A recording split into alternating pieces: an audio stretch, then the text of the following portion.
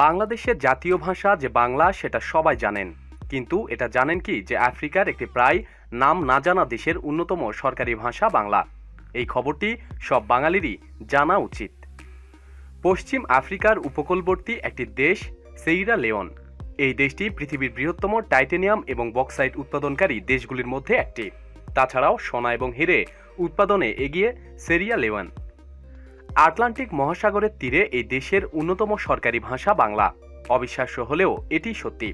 তা বলে এটা ভাবার কোনো কারণ নেই যে সে দেশের অপরাম জনসাধারণ বাংলায় কথা বলেন। তাহলে এর কারণ জানতে গেলে একটু পিছিয়ে যেতে হবে। ইউরোপের সাম্রাজ্যবাদের হাত থেকে 1961 সালে মুক্তি পায় এই দেশটি। স্বাধীনতার 30 বছরের মাথায় 1991 সালে প্রবল দুর্নীতি এবং দেশের সম্পদ নয়-ছয়ের প্রতিবাদে গৃহযুদ্ধ শুরু হয়। 2002 সাল পর্যন্ত এই যুদ্ধ চলে। এই গৃহযুদ্ধ থামাতেই হস্তক্ষেপ করে রাষ্ট্রসংঘ এবং এই পর্যায়ে রাষ্ট্রসংঘের পিস কর্পের প্রতিনিধি হিসাবে সিরিয়া লিওনে আসেন প্রায় 5300 বাঙালি সৈনিক। পিস কর্পের অবদানে শেষ পর্যন্ত শান্তি ফিরে আসে সিরিয়া লিওনে এবং এই অবদানের স্বীকৃতি হিসাবেই সে দেশের রাষ্ট্রপতি আলহাজ আহমেদ তেহজান কাবা বাংলা ভাষাকে সিরিয়া লিওনের সরকারি ভাষা হিসাবে ঘোষণা করেন।